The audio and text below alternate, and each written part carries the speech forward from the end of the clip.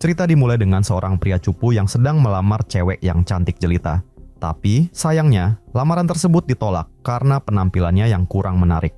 Tiba-tiba muncullah Bro Khalid, seorang pengusaha sukses dengan produk kecantikannya. Ia menyemprotkan produk tersebut ke wajah si pria, dan dalam sekejap si pria cupu itu berubah menjadi sangat tampan. Hal yang sama terjadi pada beberapa orang di sekitar mereka. Dan ternyata, semua itu adalah iklan produk milik Bro Khalid. Sementara itu di tempat lain, ada 3 anak muda, yaitu Nipis, Kamarul, dan Ana. Kamarul dan Ana merupakan sepasang kekasih, sedangkan Nipis adalah saudara kembar Ana yang selalu bertengkar dengannya. Mereka bertiga datang ke tempat tersebut untuk merayakan malam tahun baru bersama 2 teman lainnya, yaitu Alif dan Sofia yang juga sepasang kekasih. Di tengah obrolan santai, Nipis mengetahui bahwa Kamarul yang bercita-cita menjadi artis memiliki suara yang pas-pasan. Nipis pun mengoloknya, dia mengatakan bahwa Kamarul lebih cocok menjadi penjual tahu bulat daripada seorang penyanyi. Kamarul yang merasa tersinggung langsung mengejar Nipis, hingga akhirnya mereka berhenti di depan seekor anjing. Melihat anjing tersebut, Alif langsung menghampirinya karena gemoy. Namun tanpa diduga, si anjing itu malah menggigit Alif. Kamarul pun meminta Sofia untuk mengantarkan kekasihnya ke klinik. Akan tetapi, Sofia menolaknya karena jijik melihat luka. Melihat hal itu, Ana menawarkan diri untuk mengantar Alif karena dia juga ingin pergi ke ATM sekalian. Tapi di dalam mobil, Alif kemudian menanyakan apakah Ana bahagia bersama Kamarul. Dan di situ Alif kemudian mencoba merayu pacar sahabatnya itu. Sementara itu, Sofia, Nipis, dan Kamarul merayakan tahun baru bersama. Dan terlihat anjing yang tadi menggigit Alif sedang memakan sesuatu. Keesokan paginya, Ana memperhatikan murid-muridnya yang sedang makan es krim dengan tatapan aneh. Di tempat lain, Alif yang wajahnya mulai memucat tiba-tiba merasakan sakit kepala yang hebat. Sedangkan Nipis masih terlelap di rumahnya. Di sekolah, ada seorang guru BK bernama Nyonya Ko yang sedang memarahi murid-muridnya. Di dalam kelas, setelah 2 murid yang bernama Afik dan Amir menyerahkan buku, Ana yang tampak pucat tiba-tiba mimisan. Di tempat lain, Sofia bertemu dengan rekannya yang bernama Nora yang menyarankan Sofia untuk menawarkan produk Bro Khalid kepada Alif yang tergigit anjing. Sementara itu, kondisi Alif semakin memburuk. Ia tiba-tiba muntah darah, tetapi berusaha menyembunyikannya dari bosnya yang bernama Datuk Faruk.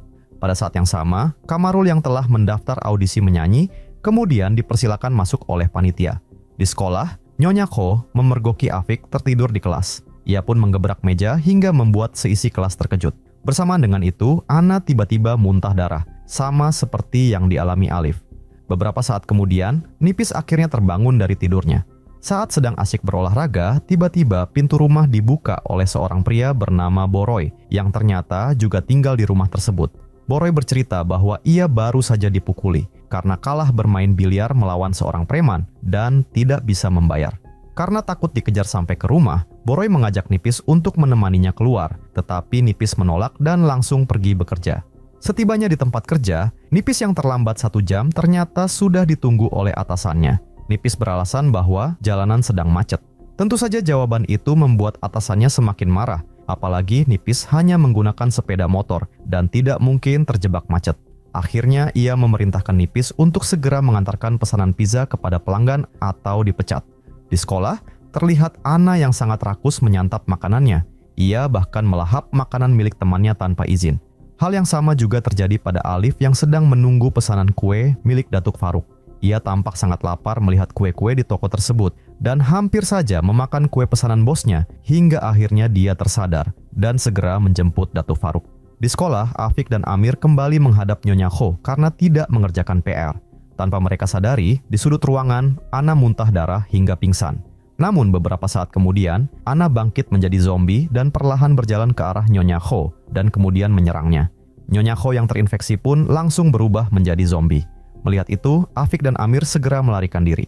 Tidak lama kemudian, hampir seluruh penghuni sekolah telah berubah menjadi zombie dan menyerang seorang pedagang es krim di sana. Sopir bus sekolah yang didesak untuk segera berangkat oleh seorang siswi awalnya menolak. Namun setelah ada seekor zombie yang menyerang dan berhasil dikeluarkan olehnya, ia pun memutuskan untuk melarikan diri. Namun sayangnya, tanpa mereka sadari, zombie itu berhasil menyelinap kembali ke dalam bus. Di tempat lain, Datuk Faruk dan rekan-rekannya masih menunggu kedatangan Alif, dan akhirnya Alif yang ditunggu-tunggu pun tiba. Tapi nahasnya Alif yang telah menjadi zombie langsung menyerang Datuk Faruk. Datuk Farouk pun seketika itu juga berubah menjadi zombie. Dan melihat kejadian itu, kedua rekan Datuk Farouk segera pergi melarikan diri. Pada saat yang sama, Nipis tiba di alamat tujuan pengantaran pizza. Namun, tanpa sadar, Nipis menyerahkan pizza tersebut kepada seekor zombie yang disangkanya adalah orang yang sedang mengecat pagar sambil memegang uang. Di tempat lain, Bro Khalid terlihat sedang memberikan pelatihan dan motivasi kepada para anggotanya, termasuk Nora dan Sofia. Tidak lama kemudian, sekelompok zombie masuk ke ruangan tersebut dan menyerang mereka. Melihat ada yang tidak beres, Nora dan Sofia memutuskan untuk pergi, sementara Bro Khalid dan yang lainnya terjebak di dalam ruangan. Sementara itu, Nipis yang merasa lapar memutuskan untuk makan di sebuah angkringan. Tanpa menyadari bahwa penjualnya telah menjadi zombie, ia dengan santainya mengambil donat dan memesan minuman. Dan karena merasa terlalu lama menunggu, akhirnya ia memutuskan untuk mengambil air mineral dan pergi begitu saja. Hal serupa juga terjadi ketika ia bermain hoki bersama timnya. Tanpa menyadari bahwa rekan-rekan dan bahkan lawannya telah menjadi zombie, ia justru dengan bangganya merasa dirinya hebat dan tak terkalahkan. Di jalan raya, masih dengan perasaan bangga, Nipis tidak menyadari bahwa seorang polisi bernama Asman yang sedang menilangnya karena tidak memakai helm. Saat berusaha mengulur waktu ketika polisi itu meminta SIM-nya, tiba-tiba terjadi kecelakaan di belakang mereka. Ketika Asman sedang sibuk memeriksa pengendara yang ternyata adalah zombie, Nipis memanfaatkan kesempatan itu untuk melarikan diri. Sementara itu, Kamarul sedang menjalani audisinya. Ternyata, apa yang dikatakan Nipis di awal film memang benar, suara Kamarul sangat sumbang di telinga juri. Ketika para juri sedang mengkritiknya, tiba-tiba muncul zombie yang langsung menyerang peserta audisi lainnya. Di saat yang sama, Nora dan Sofia yang berhasil bersembunyi kemudian mencoba menghubungi polisi, tetapi tidak ada jawaban. Karena ada zombie yang mengetahui persembunyian mereka, mereka pun memutuskan untuk mencari tempat persembunyian lain di parkiran. Kembali ke Nipis. Sesampainya di rumah, ia dikagetkan oleh suara gaduh dari dalam. Perlahan-lahan, ia mencari sumber suara tersebut dan terkejut ketika mendapati Boroy dengan mulut berbusa sedang berusaha menyerangnya. Tapi ternyata Boroy hanya mengigau. Boroy kemudian mengajak Nipis pergi ke kuburan untuk mencari wangsit dari arti mimpinya untuk membeli nomor undian. Setelah memilih sebuah nisan, mereka pun memulai ritualnya. Tidak lama kemudian, muncullah sesosok zombie yang berjalan tertatih-tatih ke arah mereka. Mengira bahwa yang datang adalah makhluk halus yang mereka panggil, keduanya panik dan segera menentukan siapa yang akan menghampiri zombie tersebut. Boroy kemudian memberanikan diri untuk menghampiri zombie tersebut, namun nahasnya ia malah digigit oleh zombie itu. Melihat Boroy diserang, Nipis pun langsung mencoba membantunya. Namun Boroy yang sudah berubah menjadi zombie kemudian berusaha menyerangnya, dan karena tidak tega melukai Boroy, Nipis pun memukulnya dengan batu kecil dan segera melarikan diri. Di dalam perjalanan, Nipis baru sadar akan kekacauan yang terjadi akibat zombie. Ia pun mencoba menghubungi Ana, namun karena tidak tersambung, Nipis pun langsung mengambil peralatan tempur dan bergegas pergi ke sekolah. Setibanya di sekolah, ia langsung disambut oleh dua zombie. Nipis dengan begitu gagah berani menghajar kedua zombie itu sampai tewas, tapi ternyata semua itu hanya khayalan belaka. Karena pada kenyataannya, kaki Nipis malah kram karena ketakutan, sehingga dia justru dikeroyok oleh dua zombie itu. Dan untungnya, ia berhasil menyelamatkan diri. Di dalam sekolah yang penuh dengan zombie, Nipis akhirnya menemukan Ana yang telah menjadi zombie. Dan karena tidak tega membunuh saudara kembarnya itu, Nipis kemudian mendorongnya ke dalam ruangan dan meninggalkannya. Beberapa saat kemudian, ibunya menelepon dan meminta Nipis segera menolongnya. Nipis yang sedang fokus pada ibunya, hampir saja diserang oleh zombie, tapi dia berhasil mengalahkannya. Namun, ia kemudian mendengar suara ibunya di telepon yang sedang diserang zombie, sehingga Nipis menjadi sangat sedih dan putus asa. Di saat bersamaan, zombie tadi bangkit lagi dan hendak menyerangnya, tapi untungnya muncul Afik dan Lisa yang menyelamatkannya. Beberapa saat kemudian, ketika sampai di supermarket, Afik memberitahu Nipis untuk menyerang kepala zombie untuk mengalahkannya. Seperti sebelumnya, Nipis kembali menyusun rencana serangan dengan matang. Namun ketika dieksekusi, ternyata hasilnya berbeda dengan apa yang dibayangkannya. Tapi untungnya, Lisa berhasil mengalahkan zombie itu. Mereka pun kemudian mengumpulkan makanan di tempat itu. Dan di sana Afik mengatakan bahwa Ana adalah zombie pertama yang muncul di sekolah mereka. Beberapa saat kemudian, Sofia menelepon Nipis untuk meminta pertolongan. Namun Sofia tidak dapat menjelaskan secara detail di mana lokasinya berada dan hanya mengatakan bahwa ia sedang bersembunyi di dalam sebuah mobil hitam.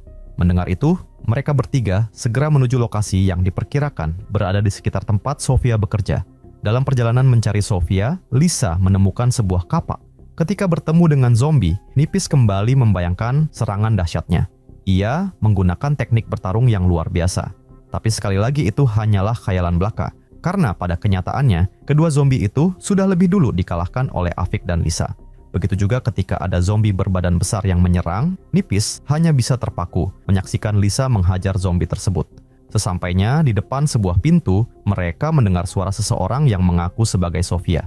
Namun setelah pintu dibuka, ternyata yang keluar adalah Nora, yang tentu saja membuat Nipis terkejut. Nora bercerita bahwa setelah Sofia menghubungi Nipis, mobil mereka kemudian diserang zombie, sehingga mereka terpaksa keluar dan kemudian terpisah.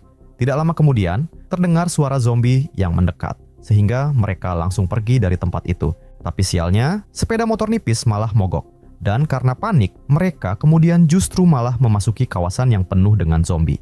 Dikarenakan hari mulai gelap, mereka memutuskan untuk berlindung di sebuah bangunan. Tiba-tiba muncul Kamarul dari belakang dan mengajak mereka bersembunyi di tempat lain yang lebih aman.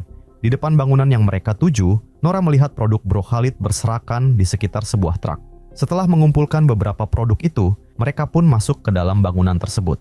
Di dalam bangunan, Nipis kembali dikejutkan dengan kehadiran Asman yang masih marah karena Nipis melarikan diri saat ditilang sebelumnya. Namun, Afik mencoba menghentikan Asman dengan mengatakan bahwa Nipis telah mempertaruhkan nyawanya untuk melindungi mereka. Kamarul juga menambahkan bahwa Asman telah menyelamatkannya dari kejaran zombie. Kamarul kemudian menanyakan keberadaan Ana kepada Nipis. Dan dengan sedih, Nipis menjawab bahwa Ana telah berubah menjadi zombie. Jawaban tersebut membuat Kamarul sangat terpukul dan pergi untuk menenangkan diri. Malam harinya, Asman meminta Nipis untuk tidur bersama yang lain, sementara ia akan berjaga sendirian. Di dalam ruangan, Nipis memperhatikan Nora yang sedang memeriksa punggungnya sambil menelan ludah. Tapi karena kakinya menyenggol sesuatu, akhirnya Nora sadar bahwa Nipis sedang memperhatikannya. Untuk menghilangkan rasa canggung, Nipis kemudian menawarkan diri untuk memeriksa punggung Nora yang katanya terluka. Namun karena merasa tidak nyaman, Nora mengatakan bahwa ia mau tidur duluan. Melihat Nora kedinginan, Nipis kemudian menyelimuti tubuh Nora dengan jaketnya. Ironisnya, ia sendiri kemudian tidak bisa tidur karena digigit nyamuk, sehingga Nora mengembalikan jaketnya. Keesokan paginya, Asman membagi mereka menjadi dua kelompok untuk mencari persediaan. Nipis akan pergi bersama Nora, sementara Asman, Kamarul, Afik, dan Lisa akan pergi ke arah lain. Dalam perjalanan, Nipis dan Nora kembali berdebat soal masalah sepele, namun perdebatan mereka terhenti ketika Nipis melihat sebuah gerobak roti. Dan seketika itu juga mereka menjadi akrab setelah mengetahui kalau makanan favorit mereka ternyata sama. Tapi pembicaraan mereka kembali terhenti ketika Nipis melihat anjing yang menggigit Alif. Menyadari bahwa anjing itu adalah penyebab wabah ini, ia pun segera mengajak Nora pergi dari tempat itu. Di tempat lain, terlihat Sofia yang telah menjadi zombie sedang berjalan bersama sekelompok zombie lainnya. Namun ternyata, Sofia hanya berpura-pura menjadi zombie. Kembali ke kelompok Asman, Nipis menceritakan dugaannya bahwa anjing itulah yang telah menginfeksi Alif, kemudian Alif bertemu dengan Ana, dan ketika mereka berdua bermain kuda, kemudian membuat Alif menulari Ana. Mendengar hal itu, Kamarul semakin terpukul mengetahui bahwa kekasihnya telah berselingkuh dengan Alif. Beberapa saat kemudian, ada zombie yang mendekat dan Nipis dan Afik segera menghajarnya. Namun, tiba-tiba mereka mendengar suara zombie lain dan mencari sumber suara tersebut yang ternyata berasal dari dalam sebuah bangunan. Di sana, mereka menemukan seorang anak kecil yang telah menjadi zombie dalam keadaan dirantai. Nipis yang berusaha membunuh zombie itu, namun Afik berusaha mencegahnya. Tapi Nipis masih bertekad untuk menghabisi zombie itu. Dan ketika Nipis bersiap menyerang, tiba-tiba muncul Asman yang mengatakan bahwa zombie itu adalah anaknya. Asman yakin bahwa ia akan menemukan obat untuk menyembuhkan anaknya dan meminta Nipis untuk meninggalkan mereka. Beberapa waktu kemudian, Asman mengatakan bahwa ia telah berhasil meracik ramuan tradisional yang diyakini akan dapat menyembuhkan anaknya. Nipis yang pesimis dengan perkataan Asman, sehingga membuat mereka berdua bertengkar. Tapi perdebatan itu kemudian terhenti ketika muncul sekelompok zombie yang datang bersama dengan Sofia yang menyamar tadi. Namun tiba-tiba zombie anak Asman menyerang Nora. Dalam keadaan panik, Nora kemudian berusaha melawan zombie tersebut menggunakan produk Bro Khalid hingga akhirnya Nipis datang menyelamatkannya. Tapi Asman sekali lagi menghalangi Nipis yang berusaha menghabisi anaknya. Asman kemudian memberikan ramuan tradisional racikannya kepada anaknya yang telah menjadi zombie. Dan ternyata anaknya berhasil kembali menjadi manusia normal. Dengan penuh keyakinan, Asman meyakini bahwa ramuannya dapat menyembuhkan para zombie di luar sana. Ia pun menolak menutup gerbangnya dan memutuskan untuk keluar untuk menyembuhkan para zombie. Namun sayangnya ramuannya itu tidak berfungsi. Para zombie yang sudah diberi ramuan justru kembali menyerangnya. Nipis yang tidak bisa berbuat apa-apa, kemudian memutuskan untuk melarikan diri. Tapi sialnya, para zombie berhasil mendobrak gerbangnya. Nipis dan Afik kemudian memutuskan untuk menghadapi para zombie yang masuk dan meminta yang lain untuk segera pergi. Namun sayangnya bangunan itu sudah dikepung para zombie. Dan di dalam kekacauan itu, Kamarul kemudian tergigit zombie. Sementara itu, Nora yang terpojok kemudian kembali menyemprotkan produk Bro Khalid ke arah para zombie. Namun, ia akhirnya juga tergigit. Melihat kejadian itu, Nipis yang marah langsung menghajar zombie-zombie yang menghalanginya untuk menyelamatkan Nora. Tapi, semuanya sudah terlambat. Dengan berlinang air mata, Nipis kemudian mengungkapkan perasaan sukanya kepada Nora. Dan tiba-tiba, Nora tersadar dan mengatakan bahwa ia juga suka kepada Nipis. Nipis pun dengan gembira memeluk wanita pujaan hatinya itu. Beberapa saat kemudian, para zombie yang terkena semprotan produk Bro Khalid kemudian mulai berubah menjadi manusia kembali. Afik pun kemudian sadar bahwa produk Bro Khalid adalah obat anti-zombie. Mereka pun segera memberikan produk tersebut kepada Kamarul, Asman, dan zombie-zombie lainnya. Beberapa waktu kemudian, terlihat mereka sedang menyemprot para zombie di berbagai wilayah menggunakan pistol mainan dan balon yang berisi produk Bro Khalid. Seorang reporter memberitakan bahwa produk Bro Khalid dapat menyembuhkan zombie dan mengembalikan mereka menjadi manusia normal.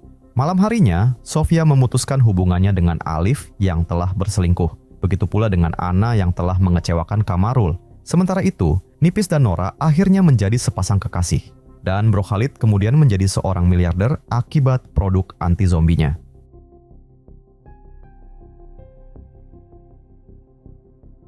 Cerita dimulai dengan sebuah berita tentang seorang wanita gila yang menggigit anjing. Kejadian unik ini menarik perhatian 3 asisten manga yang sedang sibuk bekerja. Mereka bernama Hideo, Mitani, dan Michan. Malam pun tiba, Hideo pulang disambut dengan sikap dingin dari kekasihnya, yaitu Teko. Hideo tinggal di kontrakan milik Teko karena penghasilannya yang pas-pasan. Saat Teko tertidur, Hideo merenungi target-target yang dia buat untuk meraih mimpinya menjadi mangaka sukses. Sayangnya belum ada satupun yang tercapai.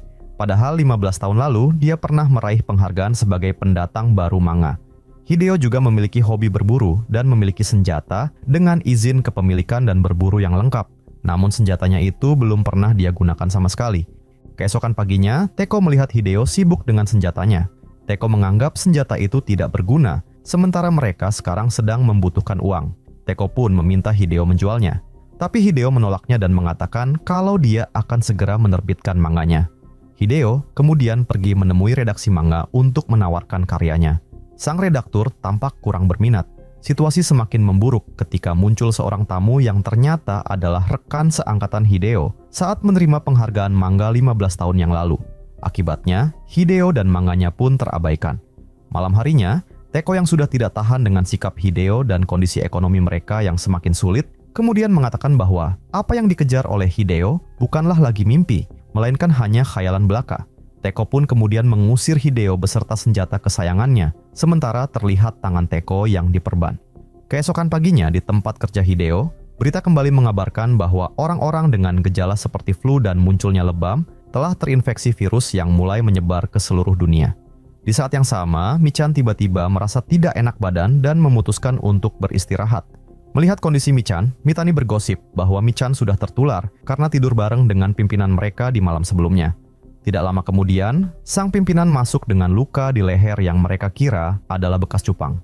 Namun, mata sang pimpinan mulai berubah sambil mengatakan bahwa deadline pekerjaan mereka tidak akan pernah datang dengan tatapan kosong. Malam harinya, Hideo menerima telepon dari Teko yang meminta maaf atas perlakuannya dan memintanya untuk pulang. Bersamaan dengan itu, terlihat beberapa helikopter yang terbang melintas. Keesokan harinya, Hideo memutuskan untuk pulang sambil membawa makanan kesukaan Teko. Tapi pintunya terkunci dan Teko tidak menjawab panggilannya.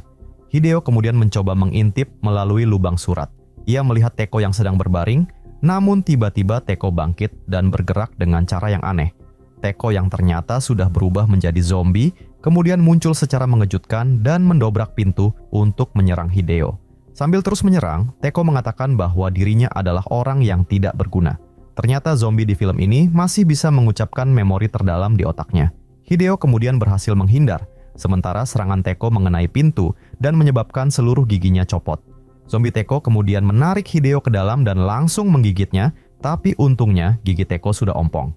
Hideo kemudian mendorong zombie Teko dan tidak sengaja membuat kepalanya tertusuk piala yang ada di dekatnya. Melihat kekasihnya sudah tidak bernyawa, Hideo pun panik dan langsung berlari keluar. Sesampainya di jembatan penyeberangan, Hideo berpapasan dengan seorang wanita dengan luka di tangannya dan melihat puluhan pesawat terbang melintas. Ketika tiba di tempat kerja, Hideo kebingungan melihat semua sepatu rekannya masih berada di sana. Namun, ia lebih terkejut lagi ketika melihat Mitani berdiri dengan baju berlumuran darah sambil memegang tongkat baseball yang juga penuh darah. Saat melangkah masuk, Hideo sangat terkejut melihat rekannya dalam kondisi mengenaskan. Bersamaan dengan itu, muncul pimpinan mereka yang berjalan perlahan dengan pisau menancap di dadanya. Ketika zombie itu mendekati Hideo, Mitani langsung memukulnya, tapi zombie tersebut langsung bangkit dan berbalik menyerang Mitani. Mitani pun langsung menghajar kepala zombie itu, karena berdasarkan berita yang ia dengar, cara membunuh zombie adalah dengan menghancurkan otak mereka. Mitani kemudian bertanya apakah Hideo tertular, karena jika sampai tergigit artinya dia sudah terinfeksi. Hideo pun segera memeriksa bekas gigitan di tangannya, tapi untungnya gigitan zombie Teko tidak menembus kulitnya. Namun ternyata Mitani sudah tergigit di bagian kakinya, dan sekarang dia mulai berubah menjadi zombie. Dan di sisa kesadarannya, Mitani kemudian mengakhiri hidupnya sendiri sebelum berubah sepenuhnya menjadi zombie. Hideo yang masih syok melihat kejadian itu, dan dia kembali dikejutkan dengan kemunculan Michan yang juga telah menjadi zombie, sehingga Hideo langsung melarikan diri. Ternyata keadaan di luar juga sudah kacau, terlihat beberapa zombie yang sedang menyerang orang-orang di jalanan. Hideo kemudian mencoba meminta pertolongan kepada seorang polisi, namun polisi itu juga sudah menjadi zombie dan berusaha menyerangnya. Dan untung saja, ada mobil yang melintas dan menabrak zombie polisi tersebut. Di sebuah persimpangan jalan, Hideo terpaksa berbalik arah karena banyak warga yang berlarian menyelamatkan diri dari serangan zombie. Setelah berhasil melewati kerumunan itu, Hideo meminta bantuan seorang sopir taksi untuk membawanya pergi. Tapi, si sopir yang baru terbangun dari tidur itu tampak linglung, sementara situasi semakin kacau. Tidak lama kemudian, ada seorang siswi SMA yang bernama Hiromi yang datang dan meminta bantuan. Melihat ada seorang cewek yang sedang membutuhkan, Hideo pun segera menyiapkan senjatanya dan bersiap membidik. Tapi ternyata semua itu hanya hayalannya saja. Tiba-tiba, ada seseorang yang masuk ke dalam taksi tersebut. Hideo dan Hiromi pun juga ikut masuk, dan taksi itu akhirnya melaju pergi dari tempat tersebut. Beberapa saat kemudian, penumpang berdasi di sebelah mereka terdengar memerintahkan pihak militer untuk membunuh semua zombie yang menyerang. Namun ternyata, pria itu juga terluka di bagian tangannya dan mulai berubah menjadi zombie. Pria itu kemudian meminta tisu kepada si sopir taksi, dan ketika si sopir memberikan tisu tersebut, pria itu langsung menggigit tangannya dan kemudian menyerang Hideo. Melihat itu, si sopir langsung membuka pintu penumpang yang membuat zombie yang masih mencengkeram kaki Hideo terseret keluar. Hiromi pun mencoba membantu, tapi Hideo justru semakin terseret keluar. Dan dengan usaha keras, akhirnya Hideo berhasil melepaskan cengkraman si zombie hingga akhirnya zombie tersebut tertabrak truk. Nahasnya, ketika mereka baru saja merasa lega, tiba-tiba si sopir taksi mulai berubah menjadi zombie dan langsung menginjak gas lebih cepat. Melihat mobil yang semakin oleng, Hideo segera menarik Hiromi ke bangku belakang. Sementara si zombie sopir masih terus menyerang sambil kakinya masih menginjak gas. Menyadari bahwa taksi itu akan mengalami kecelakaan, Hideo dengan cepat memasangkan sabuk pengaman pada Hiromi dan dirinya sendiri. Dan tidak lama kemudian, kecelakaan pun terjadi. Beberapa saat kemudian, Hideo dan Hiromi akhirnya sadar. Dan ketika keluar dari mobil, mereka melihat tumpukan mobil-mobil yang ada di jalanan. Melalui ponsel Hiromi, mereka kemudian membaca berita yang mengatakan bahwa virus bernama Zokyun atau disingkat ZQN akan merusak kepribadian dan tubuh seseorang. Tetapi, virus itu akan mati jika berada di Gunung Fuji. Tapi sebelum sempat menyelesaikan membaca pesan tersebut, ponsel Hiromi tiba-tiba mati. Dan karena tidak ada pilihan lain lagi, mereka pun kemudian memutuskan untuk pergi ke Gunung Fuji. Malam pun tiba, mereka memutuskan untuk beristirahat dulu di depan sebuah bangunan. Dan pada saat itulah, mereka baru benar-benar saling berkenalan. Hiromi yang sejak tadi dilindungi oleh Hideo, kemudian mengatakan bahwa ia akan merasa aman selama Hideo selalu bersamanya. Dan mendengar perkataan itu, kemudian membuat Hideo merasa begitu bangga di hadapan seorang cewek cantik. Setelah cukup lama bercakap-cakap, mereka pun kemudian beristirahat. Keesokan paginya, Hideo yang curi-curi pandang ke Hiromi, kemudian tidak sengaja melihat bekas gigitan di leher Hiromi. Sambil menodongkan senjatanya, Hideo menanyakan tentang luka tersebut. Hiromi pun menceritakan bahwa lukanya adalah bekas gigitan seorang bayi sekitar 2 hari sebelumnya. Ia mungkin saja terinfeksi dan meminta Hideo untuk membunuhnya. Namun mengingat dirinya juga telah digigit zombie ompong, Hideo kemudian mengubah pikirannya. Hideo bahkan berjanji akan melindungi gadis yang kini sebatang kara itu sampai mereka berhasil mencapai Gunung Fuji. Tapi di tengah perjalanan, Hiromi mulai merasakan gejala infeksi. Saat mereka sedang beristirahat, terlihat salah satu matanya mulai berwarna merah. Hiromi kemudian memberikan iPod miliknya kepada Hideo dan memintanya untuk meninggalkannya. Tidak lama kemudian, Hiromi pun kejang-kejang dan melihat hal itu, Hideo terpaksa pergi meninggalkannya. Di tengah perjalanan, Hideo melihat ada seseorang yang sepertinya ingin mendekat dan meminta tolong. Namun ternyata orang itu adalah zombie yang langsung menyerangnya. Saat Hideo sudah begitu kewalahan, tiba-tiba Hiromi datang dan mematahkan leher zombie tersebut, lalu memukulnya hingga terpental. Kekuatan Hiromi ini membuat Hideo terkejut dan sekaligus takut. Terlebih lagi ketika ia melihat Hiromi dengan mudah mencabik-cabik tubuh zombie itu dan mendekatinya dengan tatapan dingin. Tapi ternyata Hiromi justru mengulurkan tangannya untuk menolong Hideo.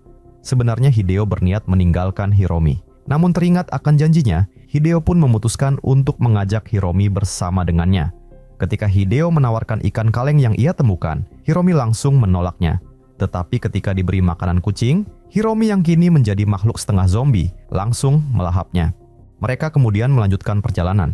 Hiromi terus saja mengikuti Hideo tanpa ekspresi dan suara, sampai ketika Hideo menemukan sebuah troli berlabel Fuji. Hideo kemudian menggunakan troli itu untuk membawa Hiromi melewati mobil-mobil yang terbengkalai menuju tempat tujuan mereka. Sesampainya di tempat tersebut, suasana terlihat kacau dan sangat sepi. Hideo juga melihat sesosok mayat yang hangus terbakar. Saat Hideo sedang mencoba jaket agar terlihat lebih keren, tiba-tiba ia dikagetkan oleh kemunculan seorang zombie yang berdiri di belakangnya. Hideo berniat mengambil senjatanya, namun zombie itu lebih cepat menyerangnya. Untungnya ada seorang wanita yang datang dan menyelamatkannya. Wanita itu bernama Yabu dan dia mencoba memeriksa Hiromi. Namun Hideo terus menghalangi dan mengatakan bahwa Hiromi hanya sedang tidur. Beberapa saat kemudian muncul beberapa survivor lain. Salah seorang yang bernama Sango hendak memeriksa Hiromi juga, tapi rekannya mengatakan bahwa zombie tidak mungkin tidur. Tiba-tiba rekan mereka yang ada di luar memberi peringatan bahwa segerombolan zombie sedang mendekat. Mereka pun bersiap untuk melarikan diri. Sebelum keluar, Hideo mengambil selembar kain untuk menutupi mata Hiromi. Setelah Sango memberikan aba-aba, mereka berlari dalam 2 kelompok. Tapi nahasnya, salah satu dari mereka tertangkap dan tewas dimangsa oleh zombie. Tidak lama kemudian, dari atap sebuah gedung, terlihat beberapa survivor yang lain memukul-mukulkan panci untuk mengalihkan perhatian para zombie. Hal itu memberi mereka kesempatan untuk masuk melalui pintu rahasia dan memanjat ke atap gedung. Sesampainya di sana, Hideo dan Hiromi disambut oleh pemimpin kelompok survivor yang bernama Iura. Iura kemudian mengajak Hideo untuk bertemu dengan seorang pria yang bernama Abe yang bertugas di bagian persediaan untuk mengambil kantong tidur. Tapi perhatian Hideo justru tertuju pada jam tangan yang dikenakan Abe. Melihat hal itu, Abe kemudian mengambil sekeranjang jam tangan untuk Hideo. Malam harinya, Yabu menanyakan hubungan antara Hideo dan Hiromi yang ia kira adalah saudara. Namun Hideo mengatakan kalau mereka sebenarnya baru saja bertemu. Yabu kemudian memberitahu kalau para zombie masih memiliki ingatan terakhir paling dominan semasa hidupnya, sehingga mereka masih bisa mengucapkan kata-kata yang paling mereka ingat. Keesokan harinya, terlihat Hiromi yang masih bisa tersenyum ketika mendengar Hideo bernyanyi. Namun perhatian Hideo kemudian tertuju kepada seekor zombie di bawah yang bisa melompat cukup tinggi. Abe kemudian mengatakan bahwa zombie tersebut dulunya adalah seorang atlet. Abe juga menunjukkan seorang zombie lain yang ternyata adalah istrinya. Tapi ketika Hideo menanyakan tentang mayat yang hangus terbakar, Abe tidak menjawab dan malah mengalihkan pembicaraan dengan mengatakan kalau Iura sedang menunggu mereka. Sementara itu, terlihat zombie atlet tadi sedang mengamati gedung tersebut. Iura kemudian memberitahu kalau ia berencana untuk mengambil persediaan makanan di gudang.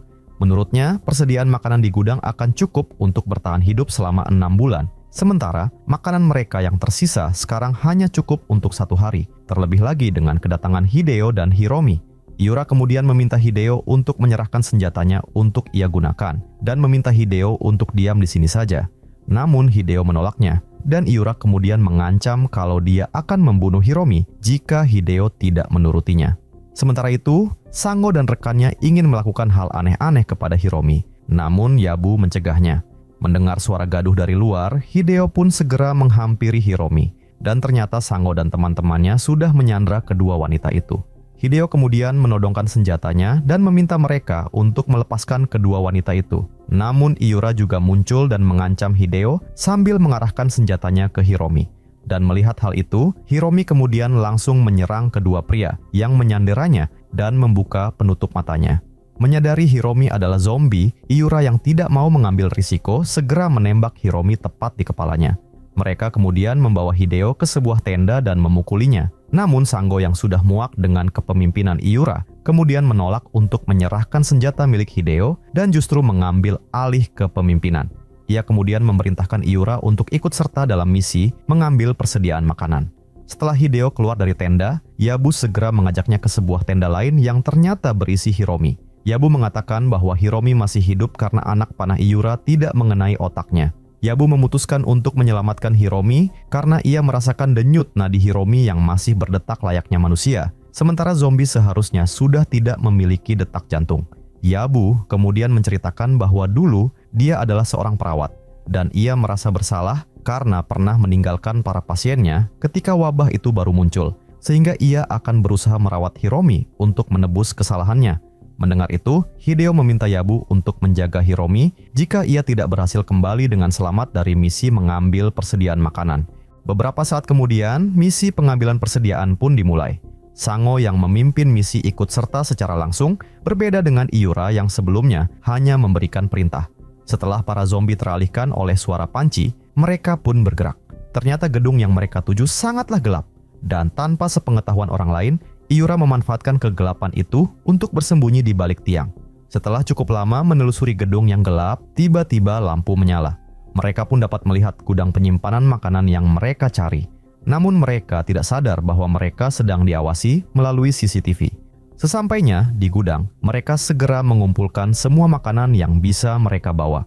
Abe kemudian bertanya, kira-kira siapa yang menyalakan lampunya? Namun tiba-tiba terdengar suara musik yang sangat keras. Di saat bersamaan, muncul seekor zombie yang menyerang rekan mereka. Dalam keadaan panik, Sango langsung menembak zombie tersebut sekaligus temannya yang sudah tergigit. Tapi, zombie-zombie lainnya juga sudah berada di dalam gedung itu, sehingga mereka pun terpaksa melarikan diri. Tapi, zombie tadi ternyata bangkit kembali dan berhasil menangkap salah satu dari mereka. Hideo yang melihat kejadian itu memutuskan untuk meninggalkan mereka, namun mereka sudah terkepung. Sango yang sebenarnya belum pernah menggunakan senjata api sebelumnya, sehingga tembakannya tidak ada yang mengenai zombie. Mereka kemudian mendorong rekan mereka yang menggunakan airsoft gun untuk menembaki para zombie. Tapi ternyata pelurunya tidak berpengaruh apa-apa kepada zombie, sehingga ia pun kemudian tertangkap dan dimangsa oleh para zombie. Mereka pun segera melarikan diri, namun karena jumlah zombinya terlalu banyak, mereka satu persatu berhasil dihabisi. Sementara itu, Hideo yang tidak sempat mengikuti mereka, kemudian kembali ke gudang makanan dan bersembunyi di dalam lemari. Ternyata semua kekacauan di gedung itu disebabkan oleh Iura yang berada di ruang kontrol. Ia bahkan menaikkan volume musik agar para zombie yang ada di luar berkumpul ke gedung tersebut. Dari tempatnya berada, Iura melihat sebuah mobil dan merencanakan untuk melarikan diri dengan menggunakan mobil itu. Sementara itu, si zombie atlet ternyata tidak mengikuti zombie-zombie lainnya dan justru bersiap-siap melompat ke gedung survivor. Dan yang sangat mengejutkan, ternyata zombie itu berhasil melompati gedung yang sangat tinggi itu. Tidak lama kemudian, ada seorang survivor yang menemukan rekannya dalam kondisi mengenaskan. Dan saat ia masih terkejut, tiba-tiba si zombie atlet muncul di belakangnya dan langsung membunuhnya. Sementara itu di ruang kontrol, Iura sengaja membuka semua pintu gerbang gedung, sehingga Sango dan rekannya semakin terjebak dengan serbuan zombie yang lebih banyak. Tiba-tiba ada seekor zombie yang menyerang mereka dan menyebabkan senjata yang dibawa Sango terjatuh. Di dalam lemari, Hideo mendengar teriakan Yabu lewat walkie-talkie. Yabu kemudian mengatakan bahwa zombie telah menyerang semua orang di atap. Ia menyaksikan rekan-rekannya yang terinfeksi bangkit menjadi mayat hidup. Mendengar itu, Hideo segera keluar dari persembunyiannya. Tapi ternyata ada 2 zombie yang berkeliaran di sana yang langsung menyerangnya. Namun ternyata semua itu hanya imajinasi Hideo saja. Kejadian kedua, ketiga, dan seterusnya pun hanya ada dalam pikirannya. Dan ketika Hideo akhirnya membulatkan tekadnya untuk keluar, ternyata di luar tidak ada zombie satu pun di sana. Namun ketika ia hendak mengambil walkie-talkie, tiba-tiba ada seekor zombie yang menyerangnya. Untungnya, gigitan zombie itu mengenai jam tangannya yang berlapis-lapis dan akhirnya Hideo berhasil mengalahkannya. Tiba-tiba Hideo kembali dikejutkan oleh zombie lain. Dengan sigap, ia langsung mengunci pintu dan mencegah zombie itu keluar. Hideo pun segera mengambil walkie-talkie dan memberitahu Yabu bahwa ia akan menyelamatkan mereka. Yabu kemudian menggendong Hiromi turun dan hanya dengan bermodalkan airsoft gun, Hideo berusaha menghalau gerombolan zombie yang menyerbu. Sadar senjatanya tidak mempan, ia menebar pelurunya di lantai dan membuat para zombie terjatuh. Setelah berhasil turun, Yabu segera menuju gedung tempat Hideo berada. Sementara itu, Hideo yang berhasil meloloskan diri, kemudian menemukan senjatanya yang tergeletak di lantai. Beberapa saat kemudian, Yabu dan Hiromi akhirnya bertemu dengan Iura. Iura mengajak Yabu pergi ke mobil dan memintanya meninggalkan Hiromi. Namun, ia tiba-tiba berhenti dan mulai berbicara aneh, karena ternyata dia juga sudah tergigit zombie. Iura yang akhirnya berubah menjadi zombie kemudian mengejar mereka berdua. Dan ketika sudah hampir tertangkap, tiba-tiba terdengar suara Hideo yang menyuruh mereka untuk tiarap. Dan Hideo langsung menembak kepala zombie Iura. Saat hendak menuju mobil yang ditunjukkan Iura, mereka dikejutkan oleh kehadiran Sango. Setelah meminta rompi berisi peluru dari Sango dan mengambil kunci mobil, mereka bergegas menuju tempat parkir. Namun sesampainya di sana, mereka malah melihat Abe yang berlari terbirit-birit dikejar segerombolan zombie, sehingga mereka pun terpaksa melarikan diri kembali. Sayangnya, lorong di depan mereka telah dipenuhi oleh para zombie dan membuat mereka terjebak. Hideo memutuskan untuk melawan zombie-zombie itu dengan sisa pelurunya. Hiromi yang sedari tadi diam, tiba-tiba berbicara. Ia mengatakan bahwa selama bersama Hideo, ia merasa sangat aman. Mendengar itu, semangat Hideo yang awalnya ciut kembali berkobar. Dengan sigap, ia menembaki para zombie yang mendekat. Yabu, Sango, dan Abe pun turut bertarung, bahkan harus bertempur jarak dekat melawan para zombie. Pertempuran pun terjadi di antara mereka, sampai tiba-tiba muncul seekor zombie yang sangat gemuk. Hideo langsung menembak kepalanya sampai hancur, tapi zombie itu tetap berlari ke arah Hideo hingga menimpanya. Saat Hideo berusaha menyelamatkan diri, muncul lagi satu zombie yang langsung menggigit tangannya yang penuh dengan jam. Dan untungnya, Hideo berhasil menghabisinya. Sementara itu, Sango yang terus berjuang, akhirnya kewalahan menghadapi serangan zombie yang tidak ada habisnya. Melihat Sango terdesak, Hideo pun langsung menembaki zombie-zombie tersebut. Di saat yang sama, Abe ternyata digigit oleh zombie istrinya dan terpaksa membunuh zombie tersebut. Dan sebelum berubah menjadi zombie, ia memutuskan untuk bunuh diri.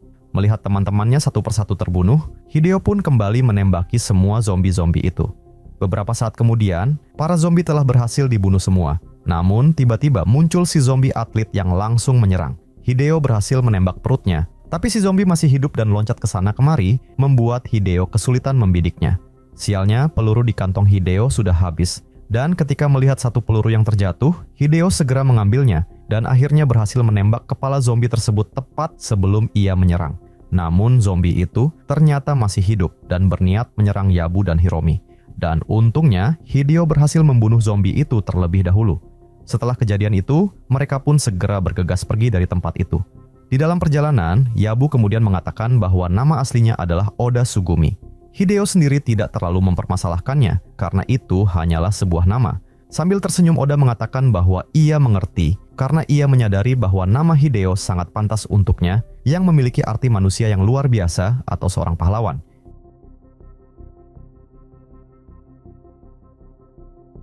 Cerita dimulai dengan penampakan jasad yang tertusuk jarum akupuntur.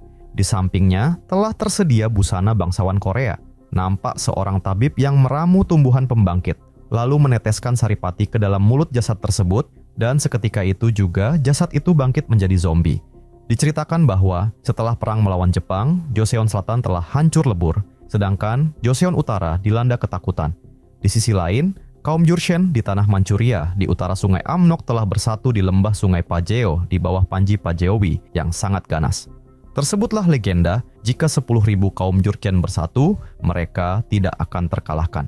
Merasa terusik oleh pergerakan Pajeowi, para panglima Joseon mengerahkan sejumlah kecil kaum Jurchen lain untuk memata-matai mereka. Kaum Jurchen yang dikerahkan ini adalah kaum Jurchen yang menetap di Joseon yang disebut Seongjuyan, yang telah bermukim di Joseon selama lebih dari 1 abad. Mereka adalah kaum buangan yang tidak diakui oleh kaum Jurchen maupun warga Joseon. Sementara itu, ada sosok yang menjelajahi goa gelap gulita dengan obor. Ia berhenti tepat di depan altar Dewa Pelindung yang telah lama ditinggalkan. Di dinding batu, ia mengamati relief yang memperlihatkan seekor rusa yang tengah memakan tanaman. Sementara itu di hutan, tampak seekor rusa yang sedang minum di tepi sungai. Rusa itu kemudian menghampiri tanaman berwarna ungu yang dikenal sebagai tanaman kebangkitan dan kemudian memakannya. Tidak lama berselang, rusa itu kejang-kejang dan akhirnya mati. Namun, beberapa saat kemudian, ia bangkit kembali menjadi zombie. Saat zombie rusa tersebut menyusuri hutan, tiba-tiba semak-semak di depannya bergerak. Terlihat sekilas bayangan di balik semak. Melihat itu, si zombie rusa langsung menyerang. Tapi ternyata muncul seekor harimau yang menerkam hingga tewas. Kembali ke dalam goa, sosok yang sedang melihat relief itu adalah seorang bocil yang bernama Asin. Di sana, ia menemukan tulisan yang berbunyi, tumbuhan ini memang bisa menghidupkan yang sudah mati, namun ada harga yang harus dibayar. Di saat bersamaan di perbatasan Payasagun, ada 2 orang penjaga yang sedang berpatroli yang mendengar auman harimau di luar batas wilayah, sehingga mereka bergegas pergi. Di tengah perjalanan, mereka dikejutkan oleh tumpukan mayat dalam kondisi yang mengerikan. Tidak lama kemudian, dari benteng Manpo terlihat para pengawal berkuda yang berangkat dengan tergesa-gesa. Terdengar desas-desus tentang warga Jurchen yang dibantai ketika mencari ginseng liar di Payasagun oleh monster buas yang konon menguasai tempat itu. Beberapa saat kemudian, para pengawal tersebut telah tiba di lokasi pembantaian. Pemimpin mereka yang bernama Minchirok mengambil sebuah benda dari genggaman tangan salah satu mayat. Rekannya berkata bahwa orang-orang itu adalah warga Jurchen Pajeowi, dan jika mereka sampai tahu kejadian ini, pasti akan membuat warga Jurchen Pajeowi marah besar. Sementara itu di desa perbatasan, tempat kaum terbuang, yaitu suku Jurchen Joseon, tampak seorang pria bernama Tahap yang sedang membersihkan seekor babi untuk seorang wanita bangsawan. Ketika Tahap hendak membawa daging itu untuk membantu pelayan sang bangsawan, tapi ia tiba-tiba diludahi oleh wanita tersebut karena dianggap tidak pantas menyentuh kainnya. Dengan angkuh, dia melemparkan sepotong daging ke arah Tahap dan pergi begitu saja. Namun, Tahap mengambil daging itu dan memanggil warga lainnya untuk memasak dan makan bersama. Karena sebagai kaum terbuang, mereka tidak diizinkan untuk makan daging. Beberapa saat kemudian, Asin datang dengan sepatu berlumuran lumpur. Melihat itu, Tahap langsung tahu bahwa anaknya itu baru saja pergi ke Payasagun. Asin berkata bahwa ia sedang berusaha mencari tanaman obat yang ada di legenda untuk menyembuhkan ibunya yang sakit. Namun Tahap memarahi Asin, karena kalau sampai ketahuan para penjaga, ia pastinya akan dihukum. Percakapan mereka kemudian terhenti karena kedatangan Minchirok yang hendak menemui Tahap yang merupakan pemimpin suku terbuang tersebut. Di dalam gubuk, Tahap kemudian memberikan upeti berupa kerajinan tangan hasil karya penduduk desa. Minchirok kemudian menceritakan tentang penemuan 15 mayat warga Jurchen Pajeowi dan ia memerintahkan Tahap untuk menyebarkan berita palsu di Pajeowi bahwa orang-orang itu tewas karena dibunuh oleh harimau. Sebelum Minchirok pergi, Tahap menanyakan tentang janjinya untuk menjadikan kaumnya sebagai warga Joseon dan Minchirok hanya memintanya untuk bersabar. Setibanya di kamp militer, seorang pengawal melapor kepada Minchirok bahwa seluruh mayat yang mereka temukan di Payasagun telah dibawa ke tempat itu. Minchirok segera bergegas untuk memeriksanya. Pengawal itu kemudian menjelaskan bahwa luka-luka di tubuh para korban memang akibat gigitan hewan liar, tetapi semua itu terjadi setelah mereka tewas, sehingga ia pun menyimpulkan bahwa pelakunya adalah manusia. Dengan tenang, Minchirok berkata bahwa ia sudah mengetahui hal tersebut. Namun ia tidak bisa membiarkan berita itu tersebar, karena jika pimpinan suku Jurchen Pajeowi yang bernama Aidagan sampai tahu, pastinya mereka akan marah dan menyerang Joseon. Ia tidak bisa membiarkan hal itu karena mereka sekarang masih berperang dengan Jepang. Oleh karena itu, mereka harus menutupi kejadian ini dan mengatakan bahwa pelakunya adalah harimau. Beberapa saat kemudian, Minchirok berkunjung ke kediaman seorang komisaris militer dari klan Haiwoncho. Minchirok sejenak memandangi aksesoris yang terpajang di dinding ruangan. Minchirok kemudian memulai percakapan dengan mengatakan bahwa ia mendengar kabar bahwa 2 hari yang lalu sang komisaris pergi berburu ke Payasagun, yang merupakan lokasi ditemukannya 15 mayat warga Pajeowi. Ia kemudian menunjukkan salah satu mata kalung dari aksesoris yang tergantung di dinding yang ditemukannya di lokasi kejadian. Sehingga Minchirok tahu bahwa dialah yang sudah membunuh semua orang-orang itu.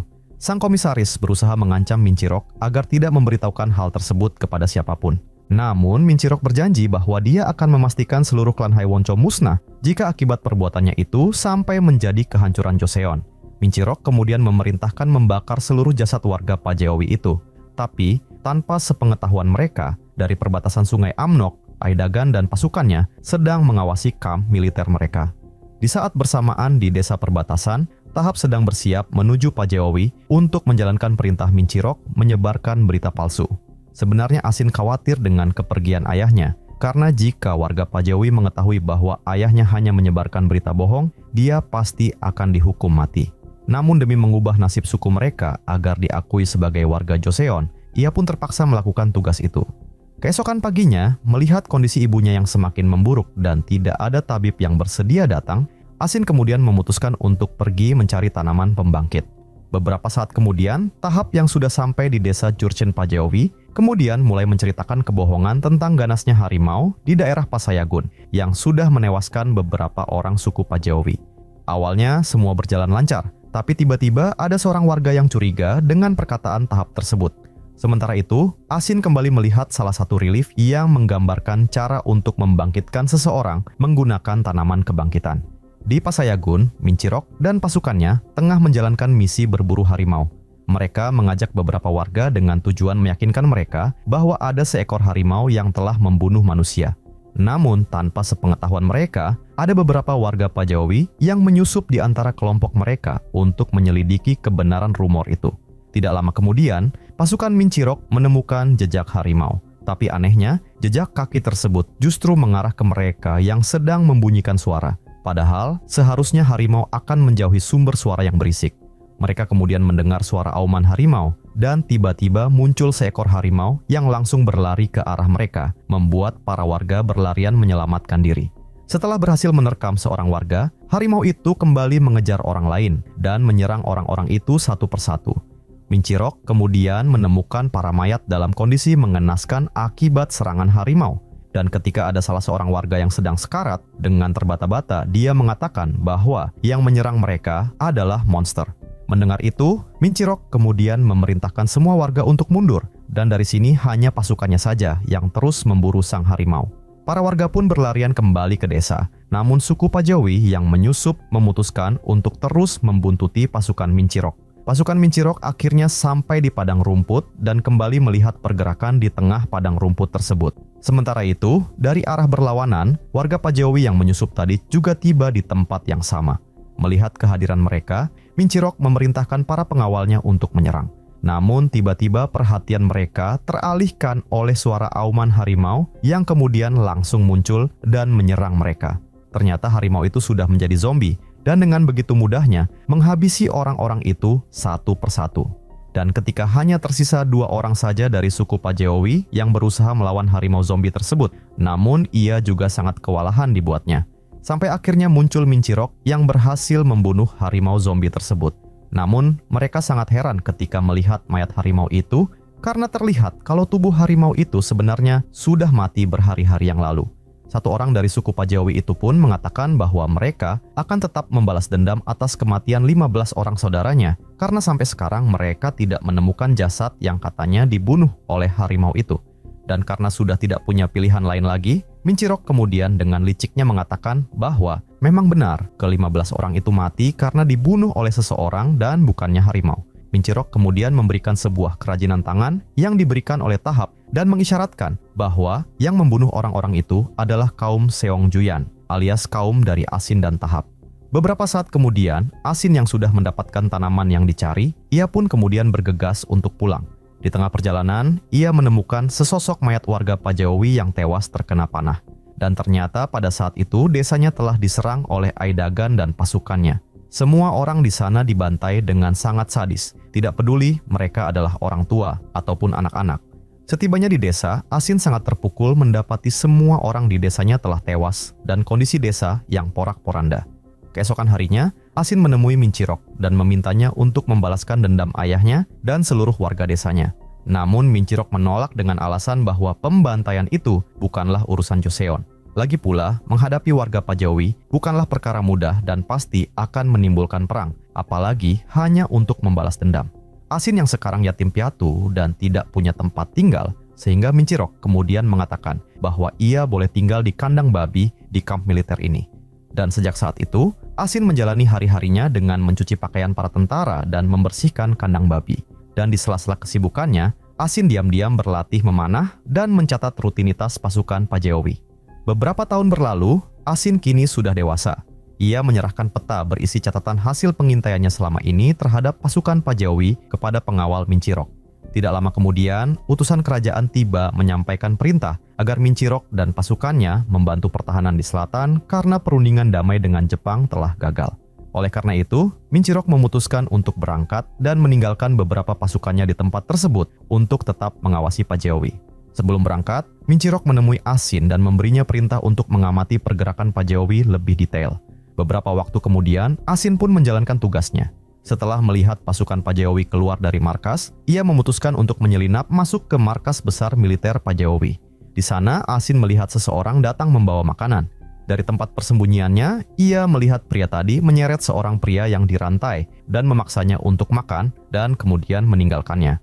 Setelah pria itu pergi, Asin keluar menemui orang yang dirantai tersebut, dan betapa terkejutnya dia ketika mengetahui bahwa orang itu adalah ayahnya dengan kondisi kaki yang sudah putus. Dalam keadaan sangat lemah akibat disiksa selama bertahun-tahun, sang ayah memohon agar segera dibunuh. Dan karena memang akan sangat sulit menyelamatkan ayahnya dari tempat musuh, karena ayahnya sudah tidak memiliki kaki, sehingga Asin terpaksa mengakhiri hidup ayahnya dengan tangannya sendiri. Asin pun kemudian meninggalkan markas militer Pajeowi yang telah dilahap api. Dalam perjalanan pulang, ketika berpapasan dengan pasukan Mincirok, Asin melihat anak panah milik komisaris militer yang sama persis dengan yang ia lihat menancap di tubuh warga Pajeowi sebelum desanya dihancurkan. Asin pun mulai curiga jika ada konspirasi di balik kejadian tersebut. Pada malam harinya, Asin mendatangi kantor Mincirok. Setelah menghabisi seorang pengawal, ia memasuki ruangan dan memeriksa sebuah dokumen yang berisi informasi bahwa Mincirok telah mengorbankan ayahnya demi menghindari perang dengan pasukan Pajeowi. Asin akhirnya menyadari alasan Mincirok menolak membalaskan dendam ayahnya adalah karena ayahnya memang sengaja dijebak untuk menjadi kambing hitam. Ia juga menyadari bahwa pembantaian warga desanya adalah akibat hasutan Mincirok. Beberapa saat kemudian, penjaga benteng mendatangi kandang babi tempat Asin tinggal. Melihat sekuntum bunga di bantal Asin, ia pun mengambilnya. Dan tiba-tiba Asin langsung menyerangnya dari belakang. Tidak berselang lama, pria itu bangkit kembali menjadi zombie dan langsung berlari menyerang penjaga lainnya dengan ganas. Menyerang satu persatu penjaga yang ada sampai ke benteng pertahanan. Di sebuah barak militer, seorang pengawal yang hendak tidur kemudian terkejut mendapati bercak darah di tempat tidurnya. Ia semakin terkejut ketika melihat rekan-rekannya telah tewas mengenaskan. Dan tiba-tiba beberapa rekannya bangkit menjadi zombie dan menyerangnya. Mendengar teriakan, pengawal Mincirok bergegas memeriksa keadaan. Saat pintu ruangan dibuka, ia mendapati salah satu anggotanya tewas dengan sekuntum bunga di dahinya. Melihat itu, ia segera mengambil senjatanya. Tapi tiba-tiba mayat itu bangkit menjadi zombie dan berusaha menyerangnya. Untungnya, ia berhasil membunuh zombie tersebut. Namun, wabah zombie kini mulai menyebar di markas militer tersebut. Mendapati serangan bertubi-tubi dari para zombie, ia yang awalnya mencoba bertahan, akhirnya memutuskan untuk melarikan diri bersama seorang anggotanya. Namun ketika hendak membuka gerbang, tiba-tiba anggotanya tewas terkena panah yang ditembakkan oleh Asin dari atas atap, dan ia pun mengalami nasib yang sama. Dari atas atap, Asin tersenyum menyaksikan semua anggota militer yang diserang oleh para zombie. Dengan kejam, ia memanah mereka agar menjadi santapan para zombie, atau membunuh satu persatu anggota militer yang masih hidup. Asin bahkan membunuh anggota militer yang mencoba bersembunyi. Markas yang awalnya dipenuhi oleh anggota militer, kini telah berubah menjadi sarang zombie. Ketika ada seorang tentara yang berusaha menyelamatkan diri dengan cara memanjat atap dan memohon pertolongan kepada Asin, namun Asin justru langsung memanah tangannya. Jeritan pria itu kemudian menarik para zombie datang dan menyerangnya. Dan setelah semua orang telah berubah menjadi zombie, Asin kemudian memusnahkan mereka semua dengan cara membakar mereka dengan panah apinya. Keesokan paginya, Asin kembali ke kandang babi untuk membawa satu orang tentara yang ia ikat. Asin berjalan sambil membawa sebuah karung yang berisi tentara tadi menuju desanya. Di sana ia disambut oleh keluarganya yang masih hidup. Tapi ternyata semua itu hanyalah khayalan Asin, karena pada kenyataannya orang-orang itu sudah menjadi zombie. Jadi semua anggota sukunya yang sudah dibantai beberapa tahun yang lalu ternyata tidak ia kuburkan, melainkan ia bangkitkan dengan tanaman kebangkitan. Asin kemudian membuka karung yang berisi tentara yang ia tangkap sebelumnya. Perlahan, ia mendorong orang tersebut untuk menjadi makanan para anggota sukunya yang sudah menjadi zombie. Asin berkata bahwa ia akan segera bergabung dengan mereka setelah ia berhasil membunuh semua orang-orang Joseon dan Pajeowi. Asin kemudian berangkat menuju ibu kota yang merupakan tempat tujuan Minchirok. Di sana ia kemudian menemui seorang tabib dan memberikan tanaman kebangkitan dengan mengatakan bahwa itu adalah sebuah tanaman ajaib yang bisa menghidupkan orang mati. Beberapa saat kemudian, terlihat Asin yang menghadang pasukan Aidagan dan langsung melepaskan anak panah ke arahnya.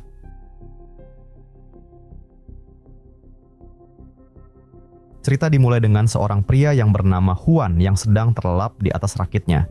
Tiba-tiba, dari dalam air muncul seorang temannya, yaitu Lazaro.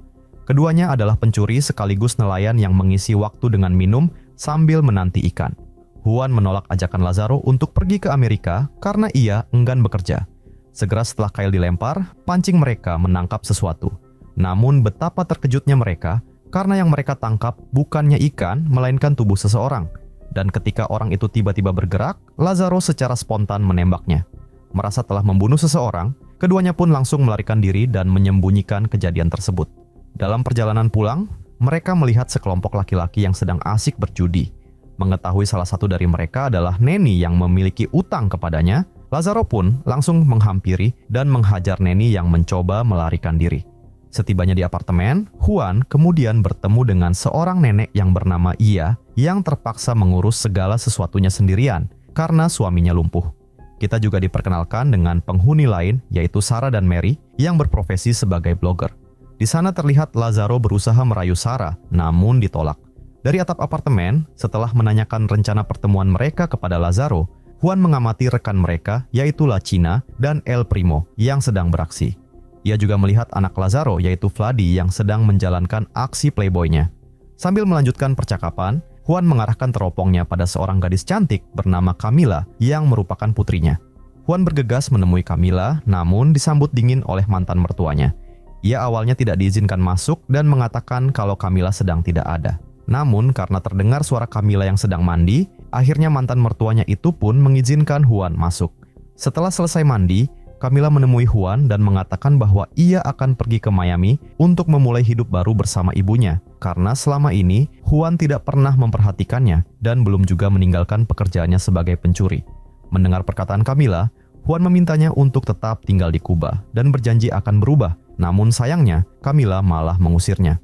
Pada malam harinya, Huan, Vladi, Lazaro, El Primo, dan La China menghadiri pertemuan yang diselenggarakan oleh kelompok anti-kapitalis. Sang pemimpin mengatakan bahwa para petugas kesehatan baru saja mengumumkan adanya virus baru yang tengah mewabah di wilayah mereka. Tiba-tiba, pintu bangunan didobrak oleh seseorang yang sudah menjadi zombie dan langsung menyerang orang-orang di sekitarnya. Melihat darah berceceran, El Primo langsung terjatuh pingsan. Tapi bukannya menolong, mereka justru memanfaatkan kesempatan itu untuk mencuri radio mobil milik orang-orang. Keesokan harinya, setelah menerima telepon dari Ia, Huan segera menuju ke apartemennya. Ia meminta tolong Huan untuk memastikan apakah suaminya, yaitu Rogelio, sudah meninggal. Melihat Rogelio yang tidak bernapas, Huan meminta Ia untuk segera memanggil ambulans. Namun, tiba-tiba mata Rogelio terbuka, sehingga Huan mengira kalau Rogelio hanya tertidur. Saat hendak pergi, Huan terkejut melihat Rogelio yang telah lumpuh selama 15 tahun tiba-tiba berdiri. Ia yang menganggap hal ini sebagai keajaiban, dengan gembira menghampiri suaminya. Tapi Rogelio yang telah menjadi zombie justru berusaha menyerangnya, dan untungnya Huan berhasil menahannya. Tidak lama kemudian, Lazaro dan Vladi datang dan segera membantu Huan menahan zombie tersebut. Melihat amukan zombie yang tak kunjung berhenti, Lazaro bergegas kembali untuk mengambil harpun yang pernah ia gunakan untuk menembak zombie sebelumnya. Huan tentu saja menentang ide ini, sehingga terjadi cekcok yang mengakibatkan tombak harpun itu tertembak menembus tubuh zombie dan juga ia. Dalam keadaan panik, mereka kembali dibuat heran oleh zombie yang belum mati dan masih menyerang. Mereka mengira kalau Rogelio telah berubah menjadi vampir, sehingga mereka mencoba berbagai cara. Mulai dari menyumpal mulutnya dengan bawang putih, menusuk ulu hatinya, menggunakan salib dan doa, namun semuanya sia-sia. Dan karena saking kesalnya, Huan kemudian memukul kepala zombie tersebut dengan salib dan berhasil membunuhnya. Ketiga orang ini kemudian berencana membuang mayat-mayat tersebut. Tapi ketika tubuh Rogelio baru dikeluarkan separuh dari lift, tiba-tiba zombie tersebut bergerak kembali. Dengan panik mereka pun berusaha menurunkan lift secara paksa, membuat tubuh zombie itu terpotong, dan separuh bagian tubuh lainnya langsung diinjak-injak di dalam lift. Ketika hendak memasukkan potongan tubuh zombie ke dalam tong sampah, mereka kembali dikejutkan oleh zombie lain yang sudah ada di dalamnya. Mereka kembali bertarung dan menghabisi zombie tersebut. Setelah semuanya selesai, mereka kembali dikejutkan oleh Mary yang terjatuh dari lantai atas. Mereka pun bergegas memeriksa apartemen Sarah. Di sana mereka mendapati ruangan yang berantakan dan Sarah yang duduk meringkuk ketakutan di sudut kamar. Lazaro kemudian menghampirinya dan Sarah menjelaskan bahwa peristiwa tersebut adalah sebuah kecelakaan karena Mary mencoba menggigitnya. Beberapa saat kemudian, di televisi muncul berita yang menyatakan bahwa kekacauan tersebut disebabkan oleh kelompok anti-kapitalis yang membenci pemerintah Kuba. Keesokan harinya, dari atap apartemen, Juan melihat para pendemo yang diserang para zombie. Melihat itu, ia mengajak Sarah dan Lazaro untuk memeriksa keadaan. Dan benar saja, ternyata di sekitar apartemen mereka sudah dipenuhi oleh para zombie. Tidak lama kemudian, Sarah melihat warga yang berlarian ke arah mereka untuk menghindari kejaran para zombie. Melihat kekacauan tersebut, Juan meminta yang lain untuk segera kembali ke apartemen sementara ia pergi mencari Camila. Setibanya di rumah Camila, terlihat tempat itu sangat sepi. Juan pun langsung masuk dan dia menemukan mantan mertuanya yang telah menjadi zombie. Juan pun langsung kabur, tapi sialnya pintu keluar sudah dipenuhi zombie, sehingga Juan terpaksa bersembunyi di balkon. Namun balkonnya tidak terlalu tinggi, sehingga para zombie berhasil meraih Juan. Mantan mertuanya pun menyadari keberadaan Juan dan menyerangnya dari belakang. Zombie-zombie yang berhasil memanjat membuat balkonnya hampir terlepas dari dinding. Juan pun berusaha menyelamatkan diri dengan memanjat tempat yang lebih tinggi, tapi para zombie berhasil menangkap kakinya. Dan ketika Juan sudah hampir menyerah, tiba-tiba muncul Camila dari atas yang langsung membantunya. Setelah berhasil naik, tiba-tiba ada zombie yang juga berhasil naik ke tempat itu. Juan kemudian menggunakan antena TV untuk menghabisi zombie-zombie tersebut dan mengajak Camila segera pergi dari sana. Setibanya kembali di apartemen, Juan kemudian meminta Vladi untuk menjaga Camila sambil mengancam Vladi agar tidak mencoba macam-macam dengan putrinya. Juan juga berbisik kepada Camila agar jangan terlalu dekat dengan Vladi karena dia mengidap penyakit. Vladi kemudian memberitahu bahwa Lazaro telah kabur bersama Sarah sehingga Juan segera bergegas mengejar mereka. Dengan berenang, Juan akhirnya berhasil menyusul Lazaro dan Sarah yang melarikan diri menggunakan rakit mereka. Namun ketika Juan sedang berbicara dengan Lazaro, tiba-tiba Sarah terjatuh ke laut seolah ada yang menariknya. Mereka kemudian mencoba melihat ke dalam laut dan betapa terkejutnya mereka ketika melihat banyak sekali zombie yang berjalan di dasar laut. Namun di situasi yang kacau seperti itu, mereka bukannya takut, melainkan malah memiliki sebuah ide untuk membuka jasa pembasmi zombie. Mereka memberi nama bisnis baru mereka dengan sebutan Juan of the Dead. Beberapa waktu kemudian, bisnis mereka mendapatkan pesanan. Juan, Lazaro, dan Vladi segera bersiap untuk melaksanakan tugas. Namun, tiba-tiba muncul La China dan El Primo yang meminta untuk bergabung. Awalnya Juan menolak, tapi setelah La China menunjukkan keahlian menembaknya dan El Primo yang siap bertarung dengan mata tertutup, akhirnya Juan setuju untuk membawa mereka berdua. Mereka kemudian berpencar untuk membersihkan lingkungan sekitar terlebih dahulu. Dan dengan kemampuan unik mereka masing-masing, mereka pun berhasil membunuh para zombie satu persatu. Setelah menyelesaikan tugas, mereka kembali berkumpul dengan Lazaro yang sedang duduk di samping seseorang yang ternyata bukan zombie. Namun ketika hendak diselamatkan, tiba-tiba muncul seekor zombie yang menyerang orang tersebut. Mereka pun langsung menghabisi zombie itu dan orang yang telah tergigit. Saat itu Lazaro melihat Neni di antara kerumunan dan dia langsung menghabisinya karena tidak mau membayar utangnya. Mereka kemudian menemui seorang klien yang merupakan pemilik sebuah penginapan. Namun ketika sedang menjelaskan tugas yang sudah mereka selesaikan, tiba-tiba La China berteriak karena ada kecoa yang mendekatinya, sehingga zombie-zombie di lantai atas langsung berhamburan turun dan mengepung mereka. Nahasnya pada saat itu lampu tiba-tiba padam, sehingga mereka terpaksa bertarung dalam kegelapan. Untungnya, mereka berhasil menghabisi semua zombie di tempat itu, tapi si kliennya juga ikut menjadi korban, sehingga mereka tidak mendapatkan bayaran.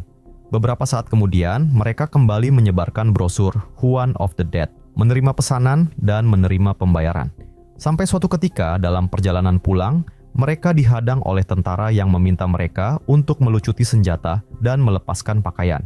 Mereka kemudian dibawa naik ke dalam truk dan diborgol bersama beberapa orang lainnya. Di dalam truk, sang tentara yang bernama Gabriel menjelaskan bahwa mereka sedang mengumpulkan orang-orang untuk bergabung membangun tembok perlindungan. Namun salah seorang yang ditangkap telah berubah menjadi zombie dan langsung menyerang orang di sebelahnya. Melihat itu, Gabriel segera menghabisi zombie tersebut. Nahasnya, orang yang tergigit itu pun berubah menjadi zombie dan menyerang Gabriel dan orang di sebelahnya. Setelah berhasil mengambil kunci dan membuka borgol, Lazaro berniat menghabisi zombie tersebut. Tapi rekan-rekannya yang panik kemudian tidak sengaja mendorong tangan Lazaro, sehingga pelurunya justru mengenai sopir truk dan menyebabkan truk terguling. Keesokan harinya, ketika yang lain sedang mencari makanan, Juan mendapati atap apartemen berantakan. Ia pun panik dan mencari Camila. Kepanikan Juan membuat salah satu zombie menjadi aktif. Untungnya, Camila muncul dan berhasil menghabisi zombie tersebut dengan shuriken. Ia juga berhasil mengalahkan zombie berikutnya dengan cara yang sama. Beberapa waktu kemudian, Lacina tiba-tiba merasa tidak enak badan. Melihat luka di pahanya, Juan segera meminta Camila mencari alat untuk memotong borgol mereka. Namun semuanya sudah terlambat. Lacina sudah berubah menjadi zombie dan berusaha menyerang Juan. Juan pun melawan zombie Lacina hingga akhirnya berhasil menjatuhkannya. Tapi tangan Lacina masih terikat borgol. Mereka kemudian menuangkan minyak ke tangan zombie Lacina. Dan cara itu berhasil membuat tangan zombie Lacina terlepas dari borgol. 1 bulan kemudian, dalam situasi yang semakin memburuk dengan persediaan makanan yang kian menipis dan Vladi yang harus selalu mempertaruhkan nyawanya untuk mencari pasokan, mereka akhirnya memutuskan untuk meninggalkan apartemen. Di tengah perjalanan, Juan melihat sebuah mobil mewah dan mengajak mereka untuk menggunakannya. Namun, sialnya di dalam mobil tersebut ternyata ada zombinya, sehingga mereka terpaksa memilih mobil tua di sebelahnya. Tapi ternyata mereka semua tidak ada yang bisa menyetir, sehingga Juan mencoba memberanikan diri untuk menyetir. Namun baru beberapa meter berjalan, mobil tua itu tiba-tiba mogok. Dan karena para zombie mulai berdatangan, Juan kemudian mengajak mereka mencari tempat berlindung. Mereka kemudian menemukan sebuah bangunan yang terkunci. Melihat Juan kesulitan membuka gemboknya, El Primo pun mendobrak pintu bangunan tersebut. Tapi saat pintu terbuka, ternyata di dalamnya banyak sekali zombinya, yang kemudian langsung menghabisi El Primo, sementara yang lain langsung pergi dari tempat itu. Di tengah perjalanan, saat merasa cukup aman, tiba-tiba mereka kembali dikepung oleh para zombie, dan kali ini jumlahnya jauh lebih banyak. Ketika harapan untuk selamat sudah pupus, tiba-tiba datang sebuah mobil yang menembakkan harpun ke sebuah tiang dan mengitarinya, sehingga berhasil menghabisi semua zombie tersebut. Dari dalam mobil, keluarlah seorang pria bernama John yang langsung mengajak mereka pergi dari tempat itu. Di tempat perlindungan, John mencoba mengajak mereka berkomunikasi. Namun, karena mereka tidak mengerti bahasa Inggris, sehingga tidak ada satupun omongan John yang bisa dimengerti oleh mereka. John sebenarnya berusaha memberitahu mereka tentang rencana untuk membunuh semua zombie itu. Namun Lazaro yang sedari tadi memainkan senjatanya, kemudian tidak sengaja menembak John sampai mati. Untuk menebus kesalahannya, Lazaro kemudian memiliki sebuah ide untuk merakit mobil di tempat itu menjadi kendaraan amfibi. Dan setelah itu, Lazaro kemudian menunjukkan tangannya yang terluka dan meminta Juan untuk menghabisinya. Awalnya Juan menolak, tetapi setelah Lazaro mengatakan bahwa ia akan melakukan hal yang sama jika Juan terinfeksi, akhirnya Juan pun setuju. Sebelum mengabulkan permintaan Lazaro, Juan mengajaknya untuk melihat matahari terbit untuk terakhir kalinya. Di atap bangunan, Lazaro berkata dengan tulus bahwa ia telah menganggap Juan sebagai saudaranya. Juan pun merasakan hal yang sama. Tidak lama kemudian, matahari pun terbit dan Lazaro kini sudah tidak bergerak lagi. Dengan berat hati Juan hendak membunuhnya, tapi ternyata Lazaro hanya tertidur dan luka di tangannya bukanlah bekas gigitan zombie. Beberapa waktu kemudian, mereka mulai merakit kendaraan, sementara Vladi mencoba belajar menyetir. Dan setelah persiapan selesai, Juan dan Lazaro pergi ke pantai untuk menghabisi para zombie di sana. Tujuan mereka membantai zombie-zombie tersebut adalah untuk menumpuk mayatnya di suatu tempat. Saat hendak kembali, Juan mendengar suara orang meminta tolong. Juan meminta Lazaro untuk pergi terlebih dahulu, sementara dia akan mencoba mencari sumber suara tersebut. Di sebuah tempat, Juan melihat ada seorang anak kecil yang berlindung dari serangan zombie. Ia pun segera menolong anak tersebut. Juan mencoba bertarung melawan zombie itu. Dan setelah pertarungan yang cukup lama, Juan akhirnya berhasil mengalahkan zombie tersebut. Ia kemudian bergegas membawa anak itu ke tempat penumpukan mayat zombie yang telah mereka buat sebelumnya. Camilla, Vladi, dan Sarah juga sedang menuju ke tempat yang sama. Setibanya di sana, Vladi langsung menginjak gas, melewati tumpukan mayat zombie dan menerjunkan mobil amfibi mereka ke laut. Juan kemudian menaikkan anak yang ia selamatkan ke dalam mobil, sementara ia memutuskan untuk tetap tinggal. Juan menitipkan salam untuk ibunya Camilla, serta meminta Vladi untuk menjaga putrinya. Juan kemudian kembali ke daratan untuk menghadapi para zombie yang telah menantinya. Juan pun bertarung melawan semua zombie-zombie itu.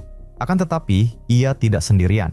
Ternyata Lazaro, Vladi, dan Camilla juga kembali untuk membantunya.